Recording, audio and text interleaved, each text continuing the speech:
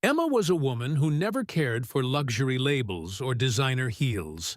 Modest, kind, and hardworking, she showed up every day at her new corporate job wearing simple outfits and a bright smile. But in a world obsessed with appearances, that wasn't enough. One morning, the office bullies took things too far, laughing at her shoes, mocking her thrift store purse, and whispering behind her back. They didn't know that Emma's husband was a billionaire investor, and he had been quietly watching everything unfold. One phone call later, the building shook with consequences no one could have predicted.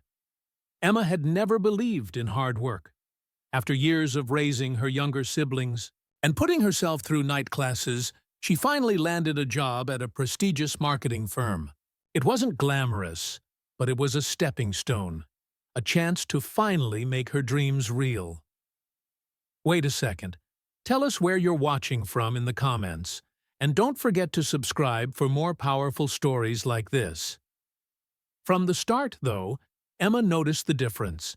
Her coworkers wore $1,000 suits, carried leather handbags worth more than her monthly rent, and scoffed at anything ordinary. Emma's humble outfits became the target of whispered jokes. She shrugged it off at first, determined to prove her worth through her work ethic and ideas. Unknown to them, Emma's husband, Nathan Cross, wasn't just any supportive partner. He was one of the firm's most prominent silent investors, worth billions and feared across industries for his no-nonsense leadership. But Emma had asked for anonymity. She wanted to succeed on her terms. Nathan had agreed, until he heard about how she was being treated. One Friday afternoon, the office's cruelty reached a breaking point. Emma was called into a team meeting, which was a humiliating ambush. "Maybe next time you can afford real shoes," one coworker sneered, pointing at her scuffed flats. Another chimed in, "Or at least a bag that isn't falling apart. It's embarrassing." Laughter rippled across the room as Emma stood frozen, the blood rushing to her face. They mocked her ideas too, belittling her in front of clients, rolling their eyes, cutting her off. Emma clenched her fists under the table, her heart sinking.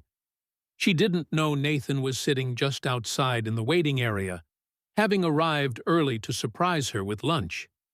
He overheard everything through the glass walls. His face hardened as he watched the woman he loved, who had faced life's most brutal battles with courage, crushed by a handful of arrogant fools. Enough was enough. Nathan quietly made a call. Within 15 minutes, the firm's CEO, board members, and legal team arrived, storming into the conference room where the meeting was still dragging on. The room fell silent. Nathan stepped into his presence like a force of nature. "I'm Nathan Cross," he said calmly, his voice echoing across the stunned faces. The bully's eyes widened. Murmurs filled the room. Some even gasped, recognizing the name tied to millions of dollars funding their paychecks. "I own 60% of this firm," Nathan continued. "And today, I'm making some management changes." Without raising his voice, he pointed out every person who had participated in humiliating Emma. "You're fired," he said. They were escorted out individually. No last-minute defenses, no second chances. The remaining staff could only watch in frozen horror. After the dust settled, Nathan turned to Emma, offering her a warm, reassuring smile. "You deserve better," he said, loud enough for everyone to hear. "You always have." Still trembling, Emma looked around at the stunned employees, desperate to prove their worth. But Emma wasn't cruel. She nodded and left the room with her husband, her head held high. Later, Nathan issued a company-wide memo reminding everyone that character mattered more than appearances, and that arrogance had no place in their company culture. Promotions and opportunities were now tied to merit, compassion, and collaboration, not wealth or fancy labels. Emma didn't need flashy handbags or designer shoes to prove her value. Her worth had always been unshakable, and now the entire firm knew it too.